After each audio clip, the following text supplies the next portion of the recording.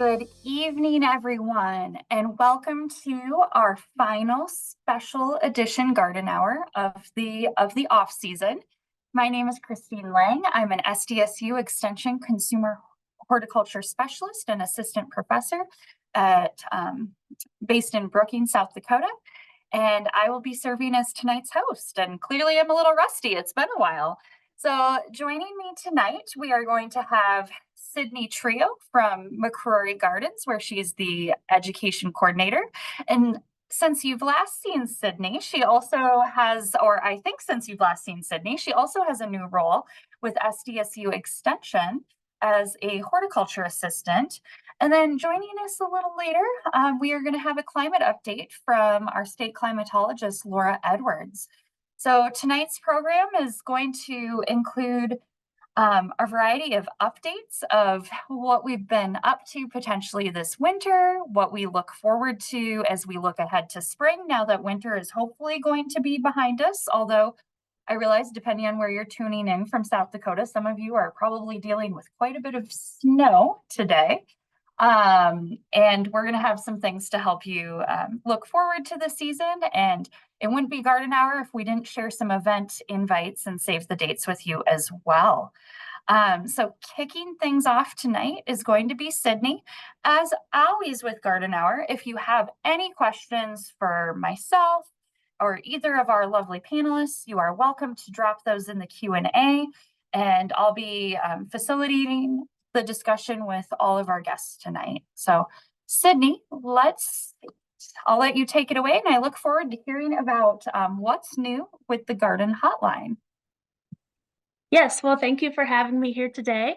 Like Kristine said, I'll be talking about the Garden Hotline. But first up, I'm the McCrory Gardens Education Coordinator and SDSU Extension Horticulture Assistant.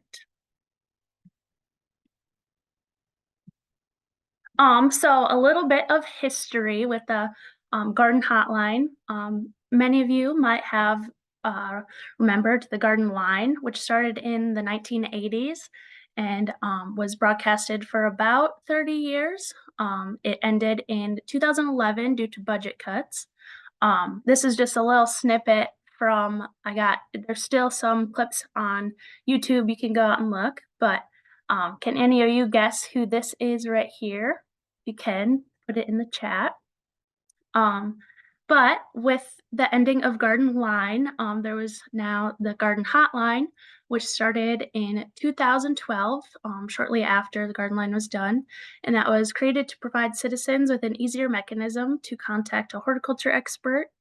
And then also around the same time, Ask Extension was started. And now, a few years ago, Garden Hour, which is what we're all on tonight, is kind of like a combination of all of those, I kind of think. So that's what we have today. Let's see if someone got it. Yes, someone got it. Cindy said it is Dr. Ball. All right, so another little bit of history. There are 4 different locations, Aberdeen, Pierre, Rapid, and Sioux Falls. But starting this year, there is now a Brookings line with the addition of my position, and that'll be open year round, but the other locations are open from April to October, so they're open now.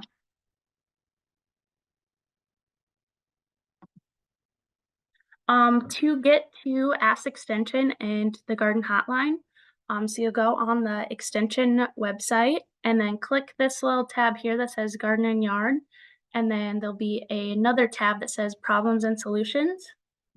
And you'll scroll down just a little bit and you'll see all these different locations, and you can click on there and you can either call in or email in with your questions.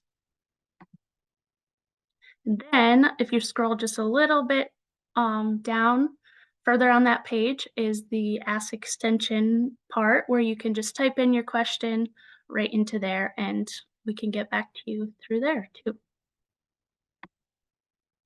So there's some different categories that we kind of list the questions in. There's annual, perennial, houseplant, fruits and vegetables, lawns, soils, tree shrubs, and emerald ash borer, some weeds, arthropods and insects, animals, and resources/education. And then sometimes we get other ones that still relate to gardening. For the first topic, we have annual, perennial, and house plants.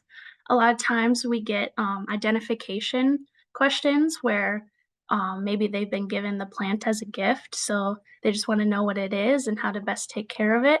Or maybe they moved into a new house and they want to know what the plant is outside and how to take care of that as well. But then sometimes we get specific problems. This is an example of a picture someone sent in.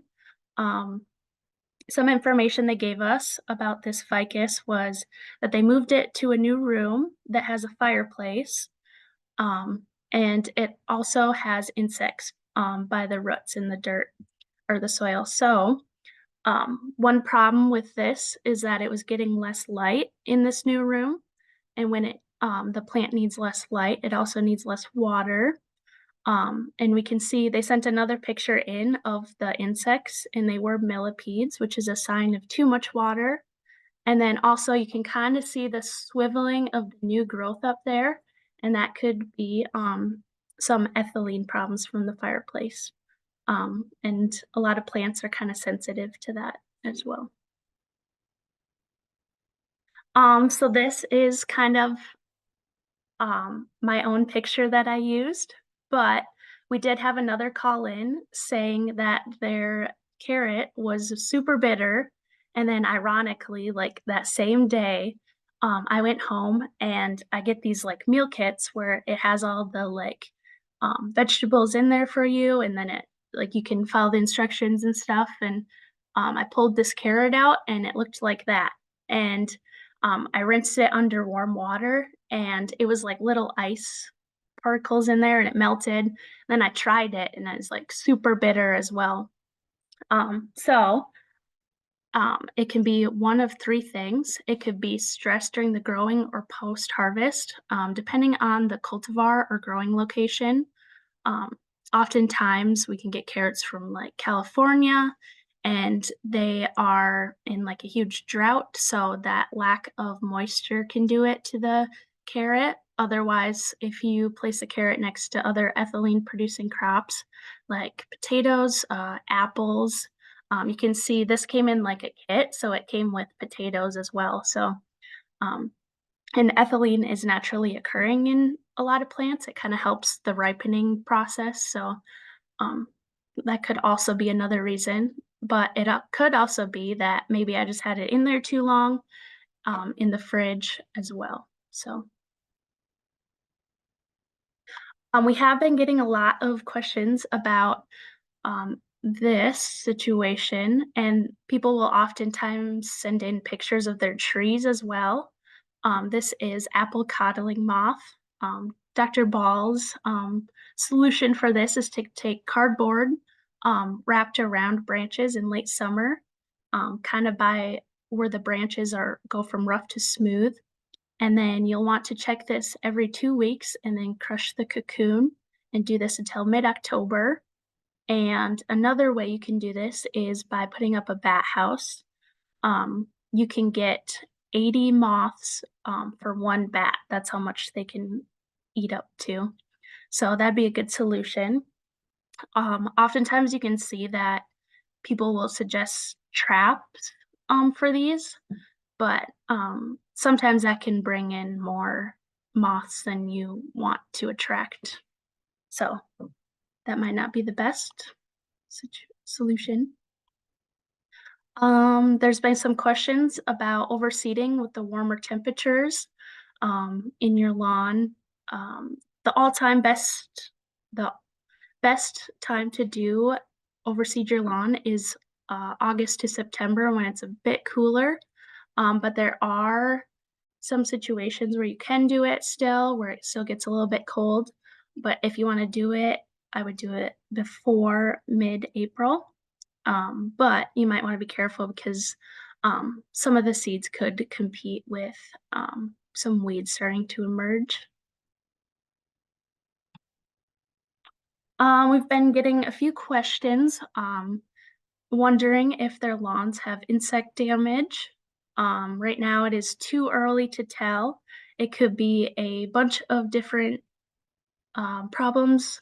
So, what you'll want to do is keep up on your watering and, if needed, get a soil test and then scout for the insects in late May or June.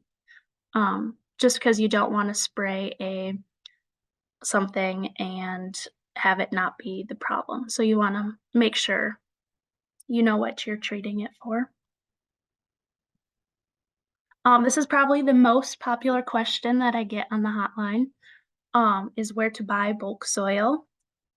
So I can't recommend like one brand over another, but you can search the local stores or nurseries. Um, and a lot of times, your community compost, if you check with your city, they'll have a free compost that you can take soil from, but you do want to be careful because sometimes they can have different like herbicides in there. So you'll just want to ask them how often they test the soil. And if you're putting it in a vegetable garden, you might want to be careful with that.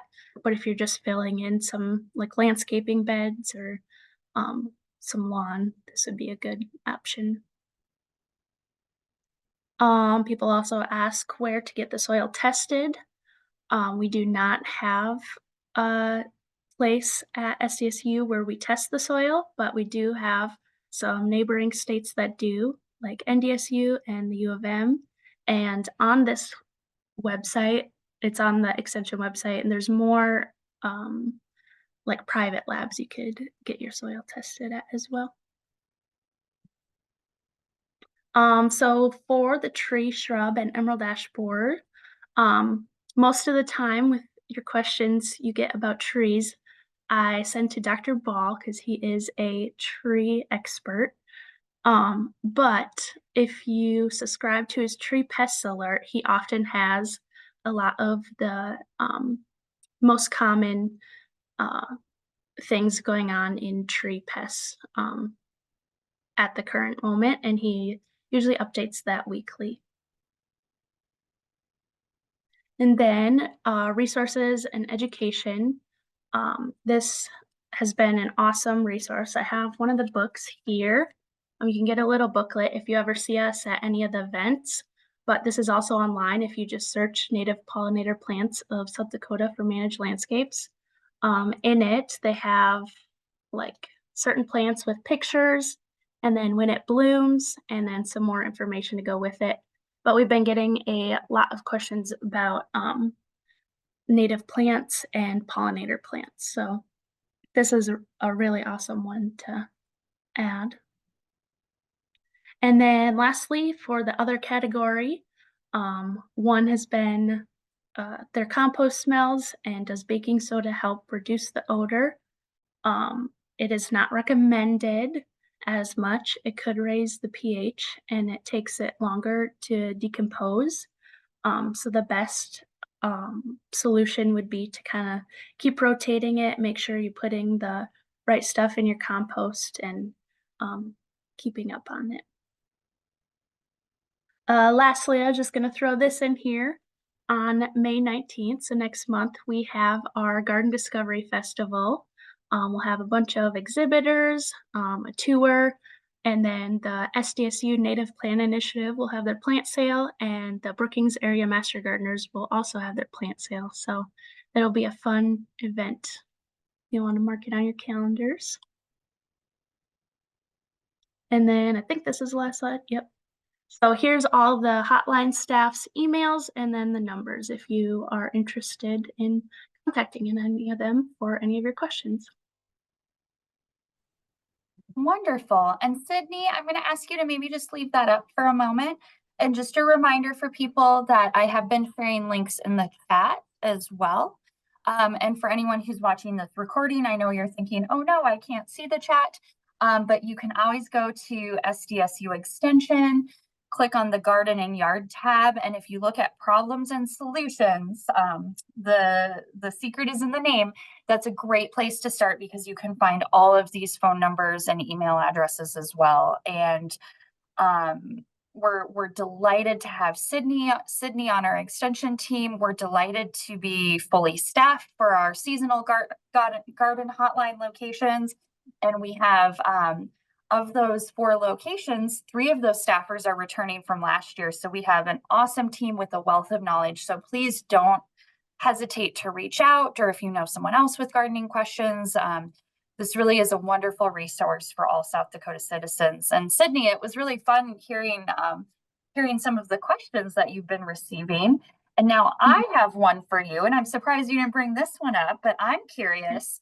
Are you venturing a guess on when the tulips are going to bloom at McCrory Gardens this year? Ooh, I would say they have a really good growth on them already and starting to pop up. I would say once it starts warming up a little bit within the month.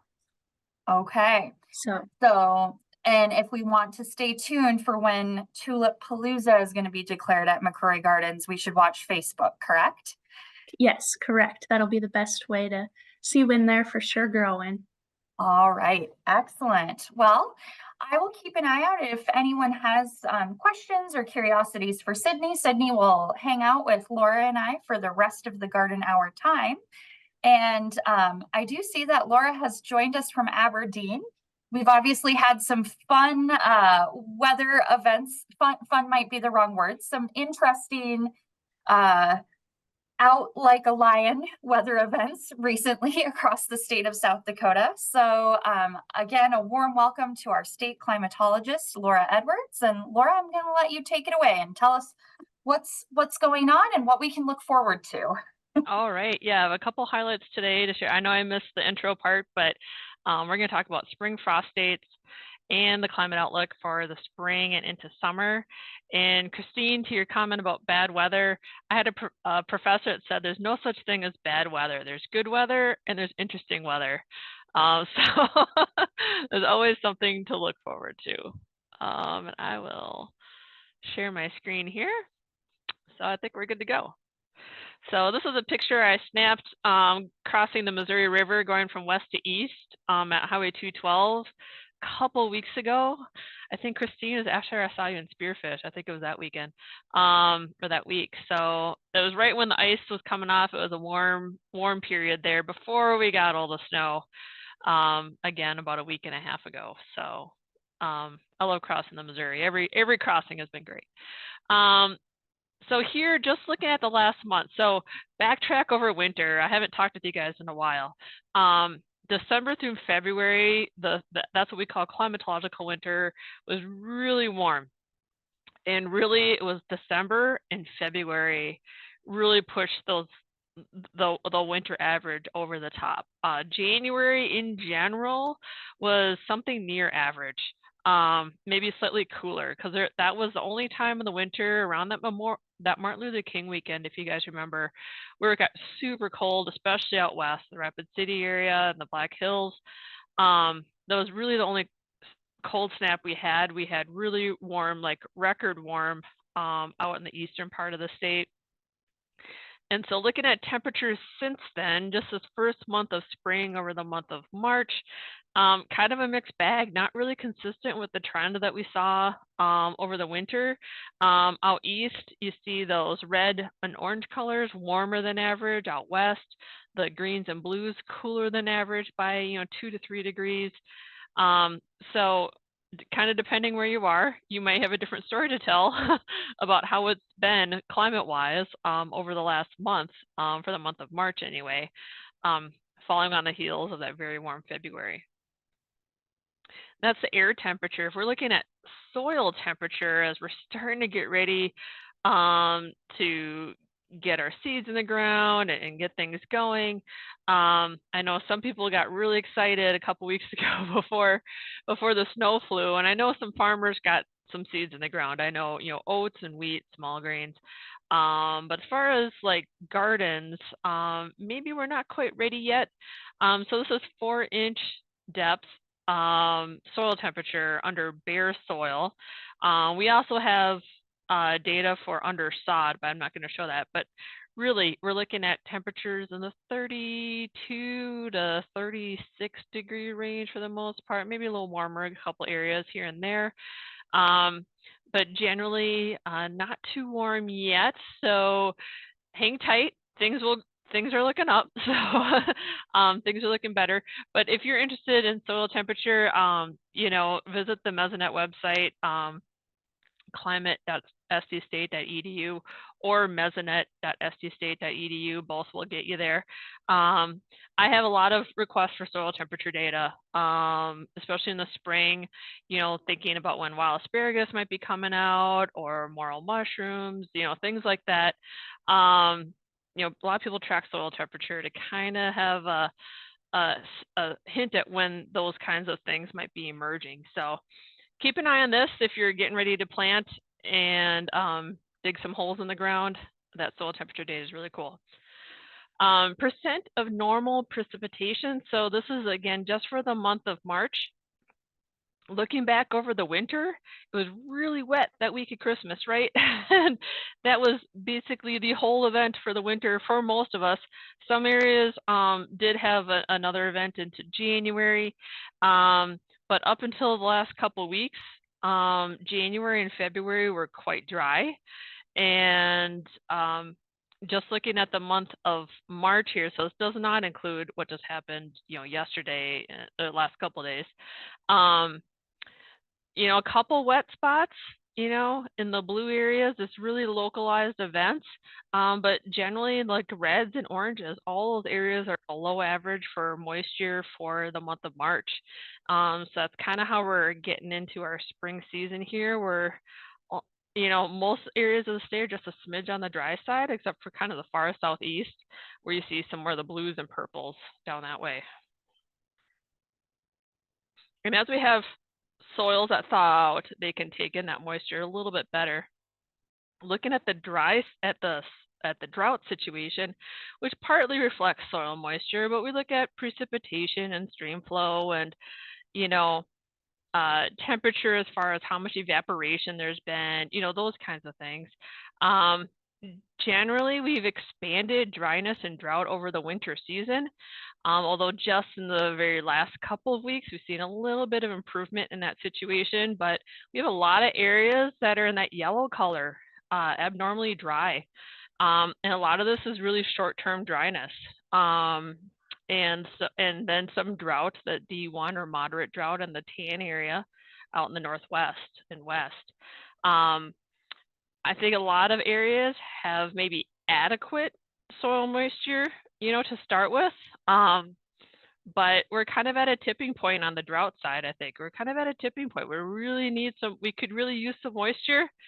But if we turn dry, then things can get worse kind of in a hurry, especially as we get into the growing season. So we're keeping an eye on this. Me and a whole team of people in South Dakota collaborate and contribute to the drought monitor discussion every week. So we're keeping an eye on this, especially as we get into the spring season. Looking out now in the short term, and I'll kind of step out starting with the next week or so, 2 weeks, and get into the summer. Precipitation over the next 7 days. This is all that's forecast the next 7 days. So it's really pretty quiet until we get about 4 or 5 days out. Then we get a little more active weather pattern coming across the state. So really this is more in that 4 to 7 day window when we see most of this moisture come through.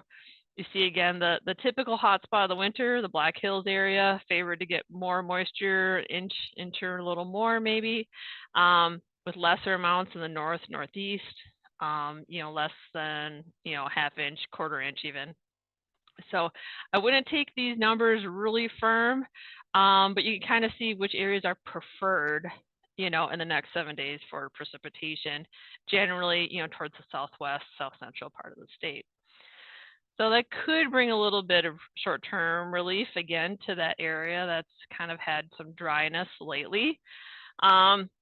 Looking out 6 to 10 days though, so that was total precipitation for the next 7 days. We kind of look at that 6 to 10 day window, about a week to a week and a half from now. See on the left, temperatures favored towards warmer than average. When we start to see, kind of that third, fourth level of red, as we do in northeastern South Dakota, Pretty high confidence there of warmer than average temperatures. Really it's centered over the Great Lakes, but that does, expand into the Dakotas here. So that's the area, that's the dates of April 8th to 12th, around that time frame. Along with that, on the right map here is precipitation, and this is not looking at amounts, but what are the chances of being, are the odds leaning towards drier, the odds leaning towards wetter, or kind of uncertain? And so for the western part of the state, odds leaning a little bit on the dry side in that same time frame. But most of the east, central and east, kind of uncertain, where the far southeast, if you could say, really sliver, and more of the eastern part of the country favored towards wetter, just kind of clipping that corner of the state. So we're kind of on the in-between side there on precipitation in a week to week and a half. Kind of leapfrogging a little bit, kind of hopping a little bit here to the 8 to 14 day window. 1 to 2 weeks from now, again, you see the temperature outlook on the left favoring warmer than average temperatures. So this brings us through the middle part of April 10th to 16th. Again, warmer than average, favored to maintain through that time. And then on the right, you see drier, slightly leaning towards the drier side, not real strong odds or probabilities there, slightly leaning towards the dry side there at that same time around the middle of April. So when we kind of pull all that together, they just updated the April climate outlooks for temperature and precipitation just on Sunday, on Easter Sunday. And you see that they really played on, really took those 2 week outlooks and even like 3 and 4 weeks, which I'm not showing you, to go into this outlook here on the left for temperature in particular, with warmer than average temperatures favored for the month overall. So even though we're starting a little bit cool just for the first day or so in some areas, looking towards warmer than average for the month in general. And then on the right for precipitation, equal chances for most of us, the white area, equal chances of drier, wetter, or near average for moisture for April. So that doesn't really tell us a whole lot. The last outlook, I was a little more optimistic that we'd have some more moisture in April. But now they're back to kind of equal chances, with the exception of kind of along the southern border with Nebraska. Like I said, we're at a tipping point here where we can use some moisture for many areas of the state. Hopefully, as we get into April, our precipitation climatology is increasing this time of year. So hoping we get some more rain days than not to kind of replenish our soils and get our spring crops off to a good start, in trees and landscapes and all those things. I wanted to kind of take a pause here before we get into the later spring outlooks to kind of touch on frost dates for a minute. And just because it's that time of year where people, everyone gets excited. I get excited, seeing that tinge of green in my yard and getting ready to go for spring. Here's a map of the typical last spring 32-degree frost day. And we have these maps on the Mesonet website, and gosh, I forgot to put that link on here. If you go to the Mesonet website under Climatologist, that's where we have kind of this whole group of frost and freeze maps. So you can look at different temperature thresholds like 32, 28, 36 degrees, what have you. I know a lot of different plants have kind of different thresholds. There's different sensitivities to frost temperature. And then you can look at the typical date, which is the 50th percentile, but you can look at what might be a really late date, like the 90th percentile, or a really early date, like the 10th percentile, and so on. So you can look at a whole range of different things here. But anyway, here's the typical last spring 32-degree frost date. And so for most of us in eastern South Dakota, you're looking at the purple. So that's late April to the first 10 days of May, something like that. And the yellows to greens, you're looking at mid-May, like May 10th to May 27th, around Memorial Day. So, you know, depending where you're on the state, we kind of have this, you know, east to west progression of frost dates across the state. So that's using the most recent 30-year period of record through 2020.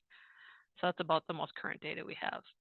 So thinking of that, you know, and I just showed you the April outlook leans towards warmer. I still think we're going to have an earlier spring. You know, our soil temperatures have been fluctuating up and down around freezing for about, gosh, month and a half or so. So they've kind of been going up and down right around freezing. And so if we just get a good string of warm temperatures, those soils will stay thawed, I think, and be ready to go.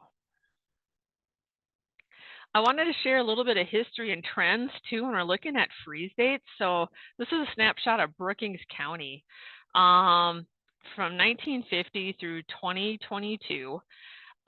Basically look at the length of the growing season. So at the top are the early dates, like April, May, and then the scale, the y-axis goes down to October, November.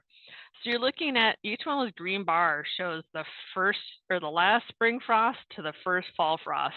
When were those dates? How long was that growing season, essentially, that frost-free season? And so for Brookings, we see the average spring frost date is May 8th. The average end date of the season, September 28th.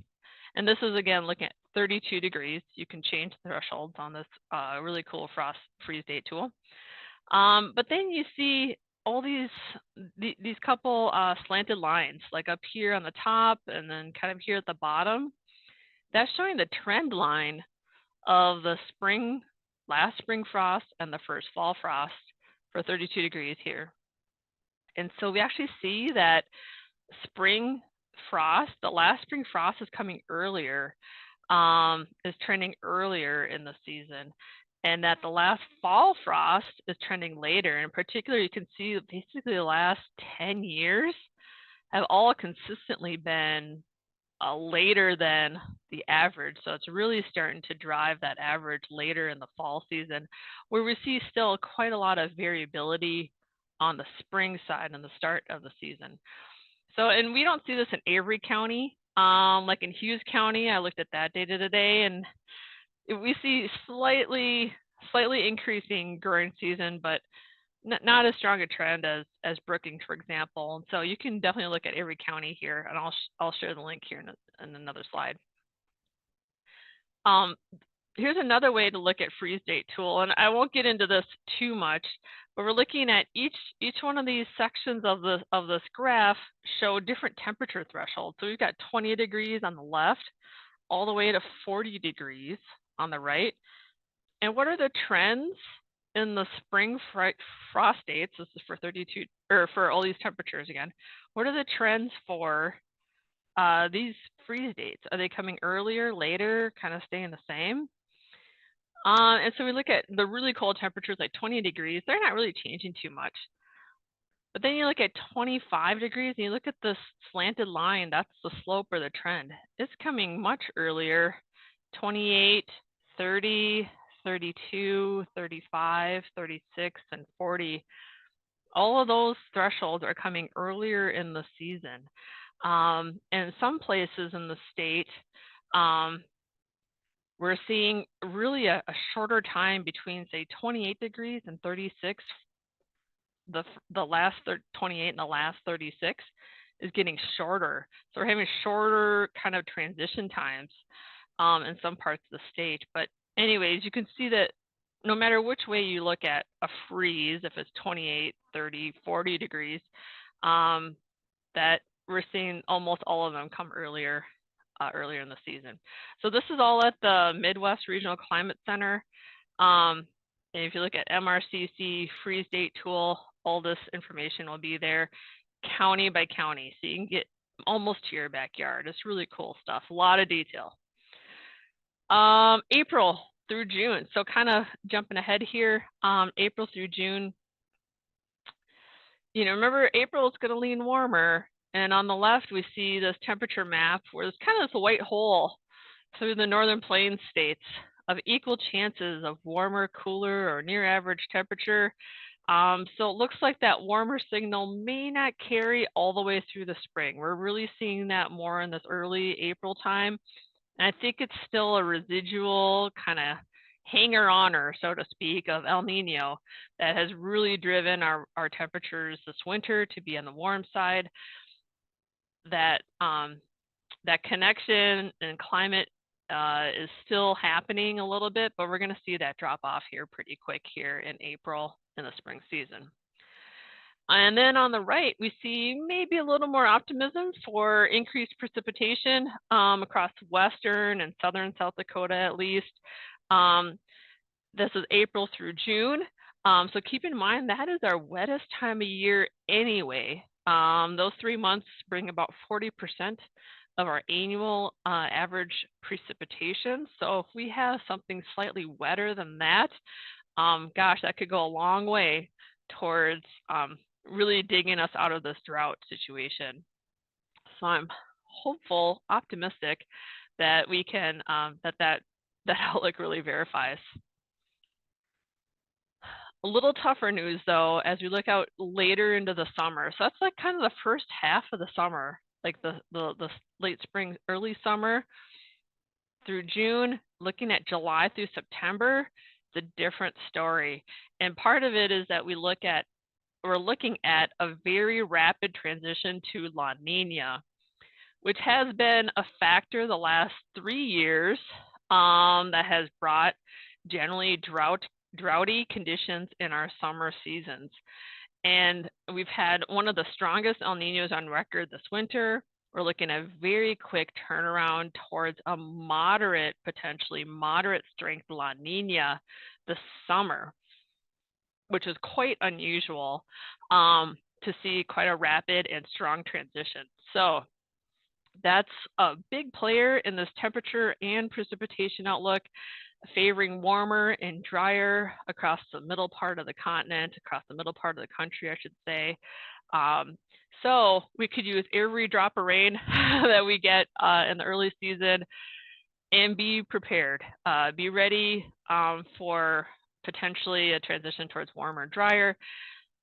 This I have a little bit of confidence in, given how far this is, out a few months yet. NOAA and the Climate Prediction Center has already been hinting at this for a few months. Typically in summer, they don't say a whole lot on precipitation because precipitation can get really finicky in the summer. But I would put a little bit of confidence into this outlook because they've been pretty consistent on this, and this far out, I think there might be a pretty strong signal coming. So as far as how to manage that, I'll have Kristine or other people help you figure that one out. With that though, that's kind of, I'll leave you hanging till I visit with you again here later this spring or summer. But I'm happy to answer questions now or later. I'll leave my contact information on the screen for you. Well, it's nice to hear some good news about getting some more early season moisture. That's really going to benefit my cover crop research projects, and I think that's going to be really beneficial for our trees and our shrubs and so many things in our garden. And while folks are thinking about if they have any specific questions for you, Laura, as you were showing the warmer temperatures and drier midsummer into fall, I was thinking I should really advise folks this might be a great year to think about an organic plant, an organic type of mulch for your gardens, whether that's a straw mulch or if you want to explore using something like grass clippings. If you're going to be using grass clippings, making sure they don't have herbicide on them, making sure that they're kind of drying out and becoming more dry like fall leaves before you pile them on your garden so that they don't get anaerobic and smelly and yucky. But this might be a great year to think about some ways to mulch your garden and or start thinking about a plan for how you're going to keep vegetable and flower gardens watered and keep that moisture on the soil versus up in the air where it's going to evaporate in those high temperatures. And we do have some information about mulch and irrigation options on the SDSU Extension website as well. So that was a perfect queue up. Laura, I'm not seeing any questions right now, but again. Oh, I see Don has raised his hand. So I don't know if he can talk, or how do you want to do that? Typically we direct folks to put things in the Q&A if we can. Okay. So we'll hang tight and watch for that, and maybe Matt in the background with EdTech can also help us with directing people on their Q&A. Yeah, so those of you through hand raised, yeah, put those in the chat or Q&A, and we'll catch those.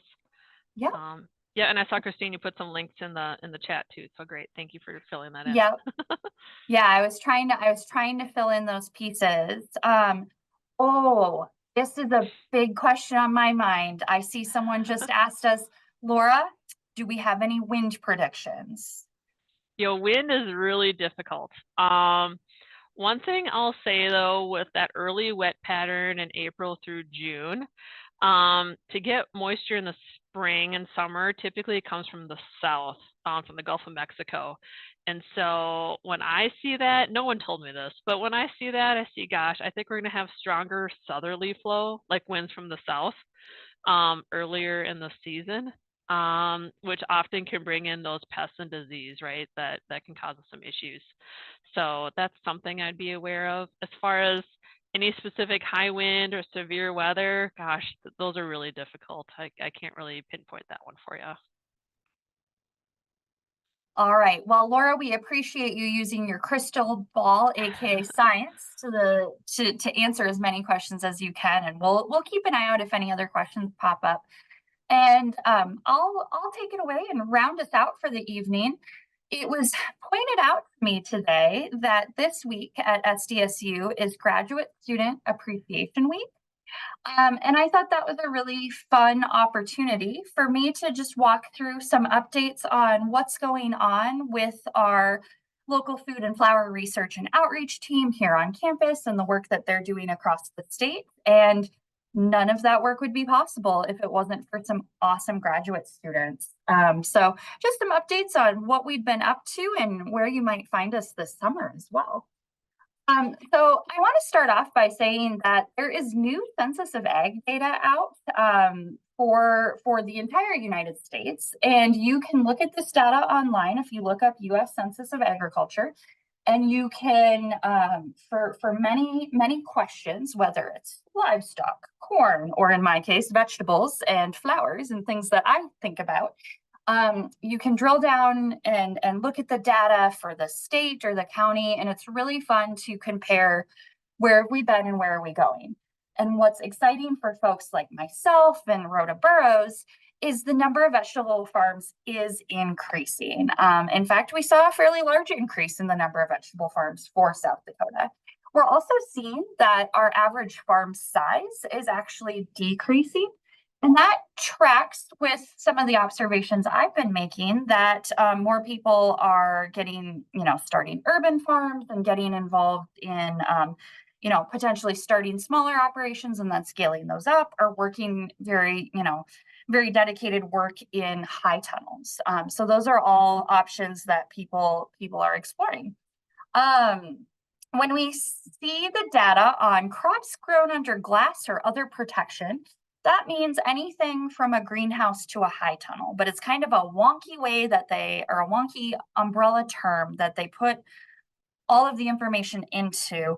And I will say that I don't know that we're capturing everyone who's growing in a high tunnel, because sometimes folks, myself included, don't realize, oh, this is a box I need to check when I fill out the census. But I just wanted to share that there's some positive news as we think about some of the things going on in vegetables. And, in the Census of Ag, we see that there are some cut flower farms that are growing in greenhouses or potentially high tunnels. And I can say that we know from partnerships with nonprofit organizations working across the state that the number of cut flower farms is actually closer to 20 or 30 farms that are registered operations, and we have them on various maps. Now, we are ranked 49th out of the 50 states in vegetables harvested for sale, but I see that as we do have that room to grow. And how do we have room to grow? We can, welcome more farmers to the table, support local farmers, and we also can build and develop research programs that can help these farmers be successful, which is the spot that our team fits in. So over the last few years since I've been at SDSU, we're really working to grow the SDSU local food and flower program, and this includes extension efforts, research efforts, and really supporting the next generation of scientists. Some things that we've been up to for my research program, if you haven't seen or heard from me in a while, I work a lot in research fields on the SDSU campus in Brookings and at the SDSU Southeast Research Farm in Beersford. Some really exciting news for the Brookings location is we do have one of 2 high tunnels constructed, and we will be building our second high tunnel on campus this spring in May. And if you haven't subscribed to the SDSU Garden and Yard newsletter yet, please do so, because we are going to have opportunities for people to come and learn how to build those high tunnels and have a hands-on experience. I'm actually meeting with my team tomorrow to finalize those details. So we're going to have hands-on high tunnel build experiences hosted by SDSU Extension and SDSU facilities. And we have some wonderful farmers who are going to collaborate with us as trainers for that. I'm really excited about some of the activities going on at the SDSU Research Farm in Beersford. This year, we are going to have land that is going to become USDA certified organic. It's been going through the transitional phase. And as of this summer, as long as we continue to do everything we're supposed to do and we have a successful inspection, crops grown on that land will be certified USDA organic, which creates some opportunities for us to ask fun, cool research questions that are very specific to using the USDA organic standards in our work. Also, you might be like, this is a concrete pad. By now, it is a framed-in building, but we are building what's called a pack shed, and that is a space where we can bring vegetables and handle them in a food-safe manner. We'll have cold storage. We'll also have some space for some other research and data analysis. And we'll also have spaces to, wash hands, wash produce, and make sure that crops, whether they are distributed or donated by the SDSU Southeast Research Farm, that those vegetable crops will be food safe. So something that makes me very excited and makes folks like Rhoda Burrows really excited as well. We've built an amazing team, and I'm so thrilled to say that we have had people who are students, which is awesome. So we've had undergraduate students work with us. We've had high school students work with us. We've had people who are just in the community and looking to engage in this type of work. So perhaps shameless self-promotion, but if you live near Brookings or Beersford or know someone who does, and you would like to engage in food and cut flower research for the summer, send me an email. I'll have my information at the end of the slide, but we are still recruiting a few team members. And I'll say that McCrory Gardens might still be recruiting some team members as well. So if anything that Sydney or I have talked about tonight is of interest, we'd love to hear from you. So I just want to give a brief summary of what everyone has been up to. So Alexis Barnes is defending her master's thesis next week. We're really excited for her. And she has spent the last 2 years really setting the foundation of our cover cropping research program. She has evaluated red, white, and a white bicura clover for perennial mulch systems. So keeping pathways covered, reducing wind erosion, reducing erosion by water, reducing weeds. And we've had some wins and some losses with her research project. We've learned that within the first year of establishing those clover cover crops, as we get later into the season when we have appropriate moisture, aka rainfall or supplemental irrigation, we can suppress a lot of weeds and start to reduce weed competition. We have learned in the first year of clover growth that there is still a lot of competition for nitrogen. We often think of the clovers as nitrogen giving, but in that first year, we're seeing a lot of evidence that they are nitrogen taking until they're established. We've learned that both broccoli and squash are really sensitive to being grown in close proximity to these cover crops in these systems. Even if we have 30-inch tilled strips and landscape fabric. Again, depending on what your goals are in your garden or on your farm, you might say, you know what, I'm going to take the trade-off. I'm going to reduce weeding. I'm going to reduce labor in some other ways and just keep these pathways mowed. I'm going to have less rain splash, and I'm okay with having decreased yield. We've also learned with broccoli that the broccoli heads are setting later in the season, and perhaps that's advantageous for you.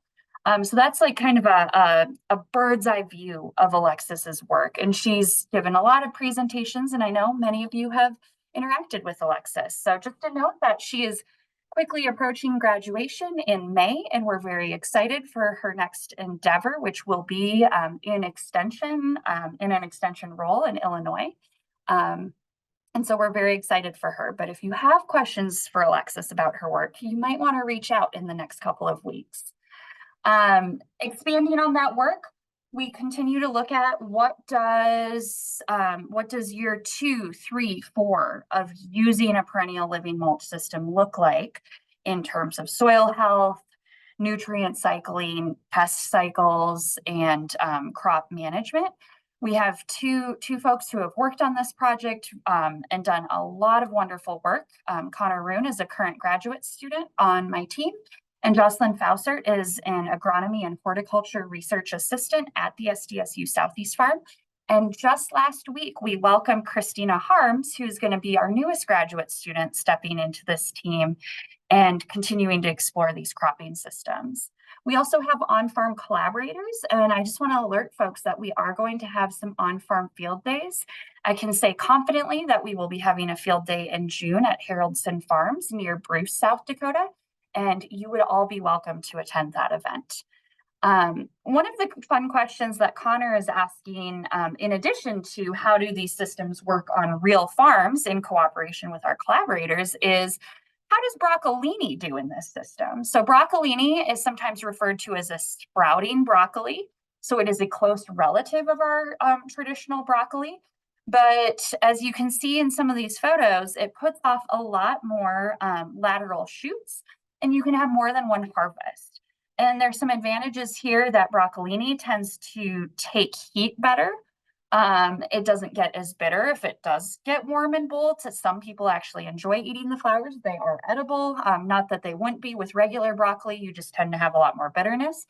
And based on year 1 of Connor's work, we're seeing that when broccolini is planted into an established clover living mulch in year 2, it is not as sensitive to yield losses. So we see this as an opportunity to maybe have a system of clover and broccolini to have maybe some of the best of both worlds. But again, we only have 1 year of data, so stay tuned or check out our specialty crop field day in September 2024, and we would love to show you the broccolini. Jocelyn last year explored questions around how does cabbage perform in a living mulch system in year 2. And we found that both Ferrero and Famosa were pretty sensitive to the living mulch system. And this was for a fall planted crop. And one thing we found is Diadan not reached maturity in time. So we're going to bump our planting dates up slightly this year and see if we can have a more successful cabbage crop. We're also fine-tuning our integrated pest management systems. This is a really large field. Putting row cover over everything is not super feasible. This is on the soon-to-be certified organic land, so we want to be proactive and integrated in our pest management approaches. So we are using things such as beneficial flowers and blooming cover crops, in addition to using organic approved pesticides where appropriate, but we're really trying to take a holistic approach in managing some of those lepidopteran pests. And then an additional crop this year, so Christina is going to take over management of the cabbage crop, And then we are adding sweet corn. So we actually spent some time looking at soil temperature maps today and thinking about when we should be planting sweet corn so that it germinates and gets out of that ground as quickly as possible, which is really a goal with organic sweet corn, and especially in a low or a no-till system. We want to outcompete those weeds and have that corn jump out of that soil as quickly as possible. So we're actually looking for, when can we expect soil temperatures to be 65 degrees? And again, using tools like the Mesonet data to understand some of those historical soil temperatures can be really helpful for this work.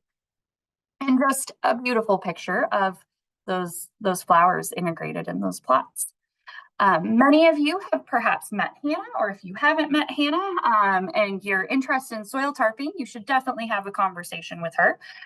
We are exploring soil tarping in partnership with Iowa State University. So Hannah has a counterpart named Carly at Iowa State.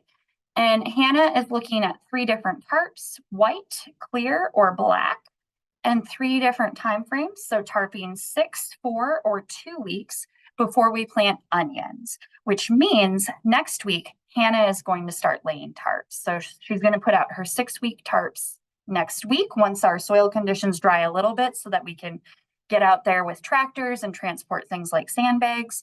And Hannah is asking key questions related to weeds and yield and all sorts of great stuff around soil health and how soil tarping affects microbial activities. In year 1, Hannah found that all of the tarp treatments at time of tarp removal did significantly reduce broadleaf weeds. We found that we had a lot of grass weeds in our control plots, so no tarp, and under our clear tarps. So clear tarps actually pushed those grasses, but those clear tarps were not on long enough to actually heat and kill those grasses. So we did have to use some light tillage to terminate those grasses.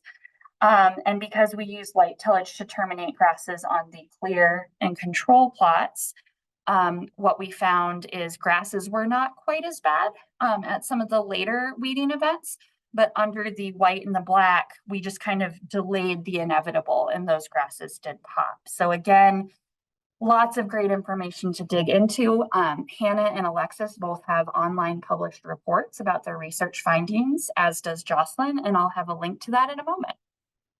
I just want to quickly highlight that Ellie Fitzpatrick is one of our undergraduate students who is graduating also in May and headed for a really cool adventure down at Disney, where she's going to be working with Epcot. So we're very proud of and excited for Ellie. But she spent 2 years doing cut flower trials with snapdragons, sunflowers, and zinnias. And she has found some nice findings looking at some different groupings of zinnia or classes of zinnias, or series is what I'm trying to say, including Zinderella, Benaries, the Oklahoma series, and then looking at Queen Red Lime and finding that if you're a cut flower grower or a gardener looking to do different sizes of bouquets, if you want things in cute little mason jars or coffee mugs, Zinderella Peach might be a great option, or some other things in the Zinderella series. They have a lot more branching and smaller shoots, versus if you want to do something in a big, tall vase, looking at that Benaries series would be really helpful. And I'd be remiss if I didn't give a shout out to Blake Pulse, who is a social science research student.